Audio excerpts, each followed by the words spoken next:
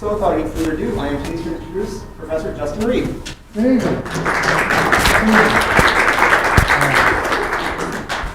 I've been lucky when I was in the Air Force. I got to travel, but I got to travel stateside because I was in B-52 bombers. If you know anything about them, they're called intercontinental, which means they fly between continents, they do not land. And so for 21 years of my career, I was stateside, but I traveled around the world to never land. So that was an interesting career. Well, I came to UWSP and I finally got to travel outside the country because they have great international programs. That's what we're going to talk to you about, the benefits of international programs across the board. I'm not going to get too far into depth. I'm not going to be talking about neuron firing here or there. But I'm going to talk about the basis of cognition and why it works educationally and psychologically to the benefit of the students who actually study abroad. So to give you a little background, these are different flags of the world, and I can get a nice little history and geography lesson about it. But if you look around here, I've also got flags up.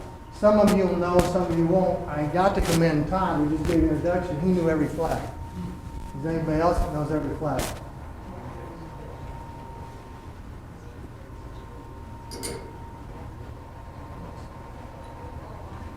The only one I'm going to point out, because I think it's quite interesting over here, this is part of the trip, is this is the flag of, everyone guess? Yes, it's the United Kingdom. Okay? It is not England. That's what a lot of people think. This is the flag of England.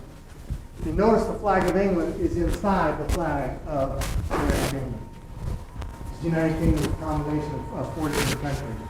And then you'll see some of those countries around Wales. The dragon is not from Asia, the dragon is from Wales. So just a little history lesson. So you get started. You can't talk about international programs and not talk about the places we're doing. So with that, we'll continue. Where have I been? Well, there's the different countries I've actually been in. Only 4 of those I did in the Air Force. The rest of them I've done on my own or through the university system.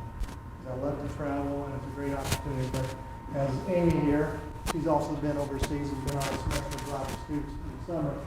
I'll tell you, there's some things that go into being an instructor on a semester abroad that a lot of instructors don't want to deal with, particularly drinking.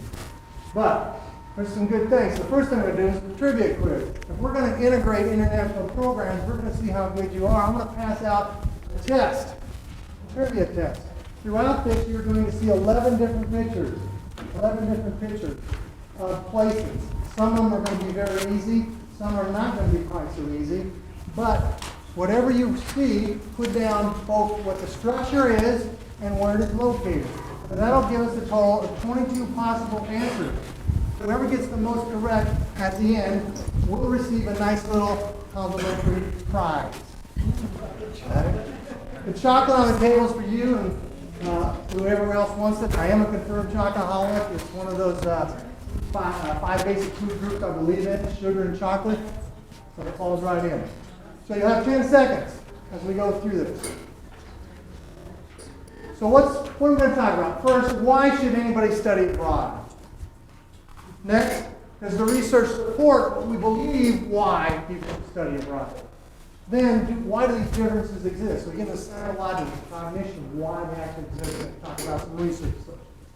And finally, we're going to talk about the UWSP study program.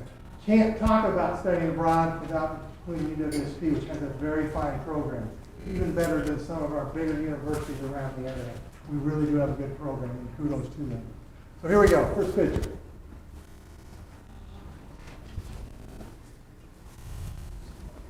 Don't know what it is, borrow a pen from someone else. Okay, so the first question I got for you as a group is why study abroad?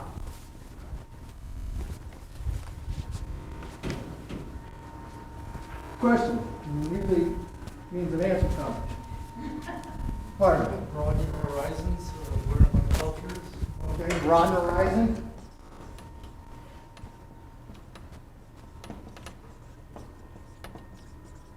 Any different cultures? Apologize, I don't have the greatest writing. New perspective. Look familiar. What's your name? Raji. Raji, okay. New perspective, all right.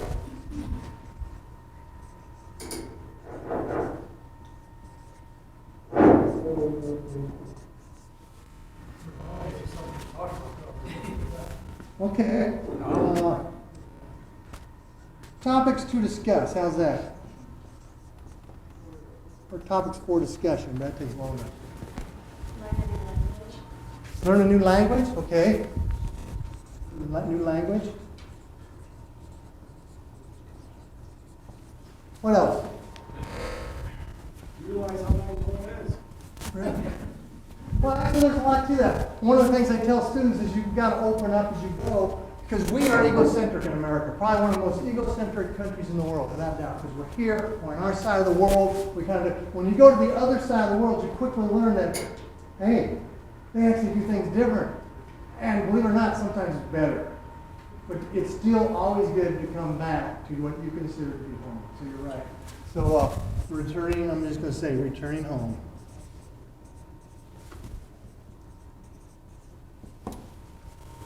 Okay. History, okay? History. Come alive. Okay, I'm going to stop there. There's lots and lots of reasons, but these are good, reasonable answers to why you study abroad. This is what most people talk about. I will show you other benefits as well as we go through here. So why study abroad? There's two major categories. If you look at the research that's out there, why do people study abroad? The first one is personal growth. A lot of that's there, the new perspective, the cultures, whatever it might be. Personal growth includes globalizing yourself. We are a globalized world. And if you don't think internationally, then you really are not going to be that successful. You've got to think bigger in the world today. It's more international than it's ever been before. Broaden your experience. You saw that come up here. It does. There's a lot of experiences you will get abroad that are frustrating, but as I tell my students in school, you're not learning if you're not hurting. You have to be frustrated at some point. What you're doing is you're dealing with a new experience. If it's something you've always done, you're not learning anything. So when you seek out an instructor that's really easy, you probably haven't learned anything. You got through the course. That may not be the best thing. So that broaden your experience and take a challenge. And this is what is really neat about a lot of our students from UWSP. For many of them, I would say probably a third of them, in my experience, this is their first major journey away from home without parents. For many of them, it's the first time they've ever been out of the country. And you don't think that's a scare. You're in for another story. Professional growth, well, they are not, I know this is hard to believe, but some college kids are trying to pad their vita. So they want to be able to say, hey, when I go to India, I studied abroad. We'll talk about that benefit. It is a benefit in businesses and organizations like people that have actually studied abroad for various reasons. New career path. Quite often people go abroad and they get that experience. I don't want to do this. I think I'm going to become more international in nature. Perfect example I use with my daughter. Daughter's in business, took her abroad. She's always planning to do something in business. Take her abroad. She's now looking at international business. And then she got her major in international business. Now she's trying to go back and study overseas. New career path. That's the kind of girl. Improve interpersonal skills. You quickly learn that the power of communication, the power of language is not all out of here. It's behavioral elements. It's the way you interact with people. It's how you look at them. It's how you stand. And you start to learn what is offensive in some countries versus another. You can give a finger to someone over in Europe and they'll think twice about it. Okay? Because they don't know what it is. Various signals don't mean the same thing. So you learn that, but there's other things that Americans do that's offensive, and we don't believe it's offensive here, but it is overseas. You need to know that. Why people might get offended. That was very crucial. So those are often cited reasons. So let's look at these. These are 3 studies that very quickly summed up. Said, okay, globally competent citizens are essential to a successful future in the United States. We're not going to exist as an island anymore. And we have for years. And as a result, we have to be sensitive to that. And that shouldn't have gone. Cross-cultural training enables individuals to rapidly adjust to a new culture. So by getting this international experience, they become better and more effective at adapting to future situations outside the country. Study abroad programs are one form of cross-cultural training. So they all come into play. So here's your picture 2. There it is. What is it and where is it? Did everybody get one? In seconds, it's quick. Are the reasons justified? That's the next question we have. There's a lots of reasons. If we go there, and you've come up with many of them. Why do you study abroad? Now let's look, is it justified? And does the research support these? I've gone with 3 relatively current studies, 2009 and then 2 of them 2012.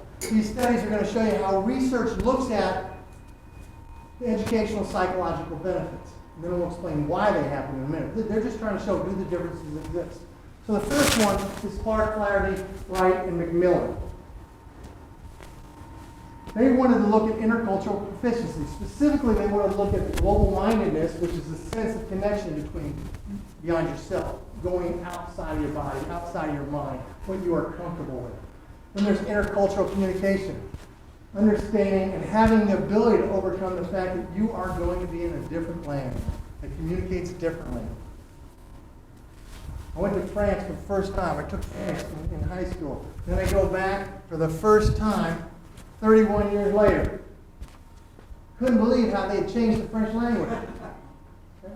But you slowly pick up more. But it did motivate me. I am now in a self-help program trying to learn French on my own. I'm getting there. I'm getting there. You learn how to overcome it because there are words that are common between languages. Almost every language in the world, we have something in common. We can figure it out. Open to diversity, the willingness, the idea that you can expand and allow other thoughts and ideas and ways of being to come in. Then finally, intercultural sensitivity, which is cultural differences and perspectives, taking their viewpoint and looking at your response to their viewpoint. It's not just understanding, it's how you respond. So what they did is they took a campus group that stayed on campus, and then they took another group that went abroad, one in the state of America, one group studied in Belgium. They gave the exact same courses, which, they really had to plan this out. Exact same courses. They used the same books, the same material.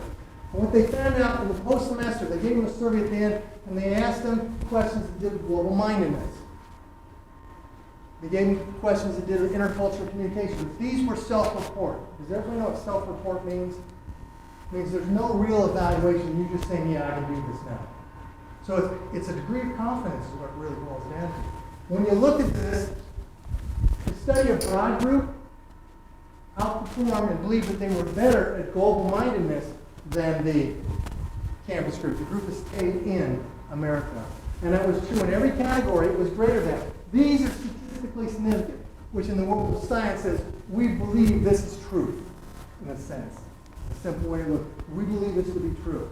As a result, we will take those 3 findings and say, yes, international programs does seem to improve global mindedness. It does seem to improve intercultural communication. It does seem to allow for greater openness to diversity. Although this is greater, it wasn't statistically. So we as scientists are going to say, hey, there's a difference. There might be a difference, but it's not statistic. It could be the chance alone that occurred. Just a random sampling. So there's a problem in the study, as most research has. There's a problem in the study. Who knows what the problem is other than these 3 right here?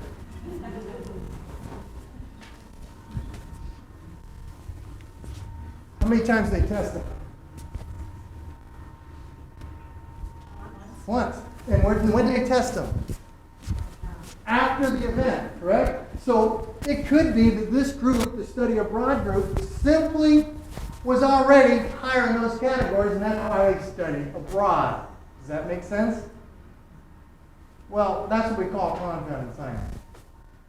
And if that's a confound, then we can't really say for certain that this is indeed what we found.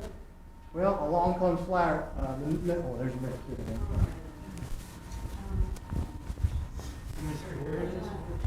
What it is and where it is. You can do both. If you can only do one of them, do one of them. Just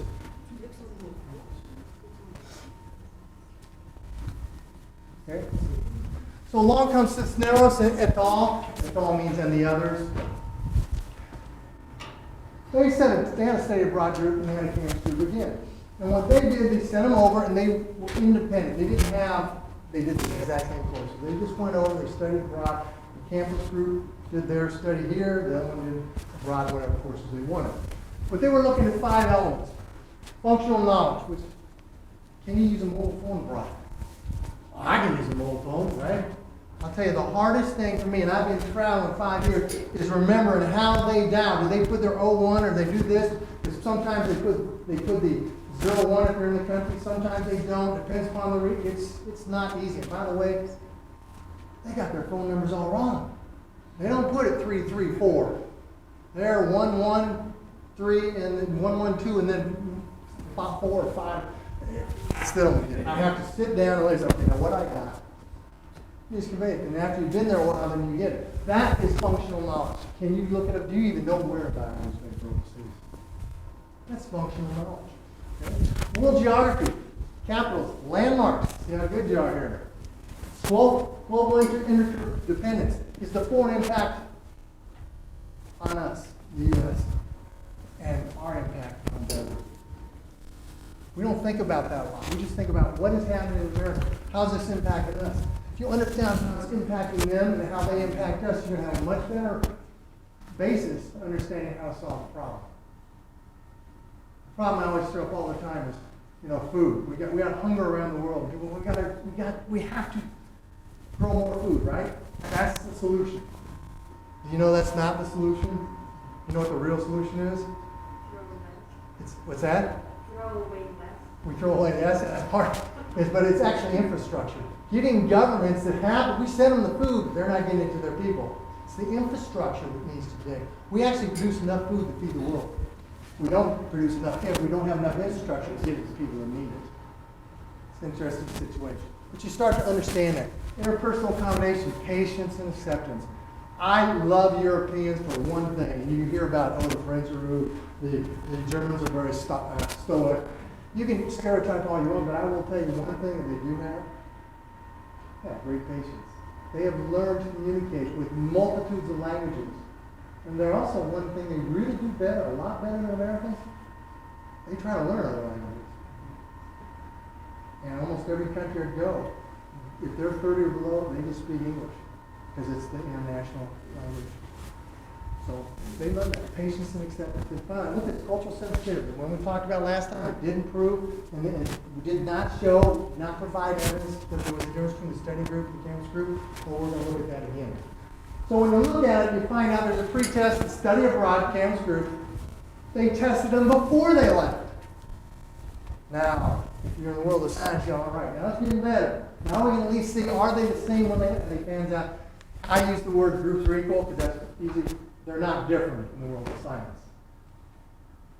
But they're equal for all practical purposes for what we're going to talk about. They're equal. So now they're going to these different campuses and they're going to experience this, and they're equal. When they came back, they did these functional tests. Now they're actual tests, not all self-reports. They actually had to functionally do something. And what you find out in every category, every one of those 5 categories, the study abroad group is more efficient. They're more proficient at it. That's pretty interesting. It's pretty convincing that study abroad is indeed doing what it's doing. So we look at one last study because we're going to go a little different. That's just being able to interact in the world. What we like in college is creating students that can think beyond just what is facts. We want them to be creative. We want them to have critical thought.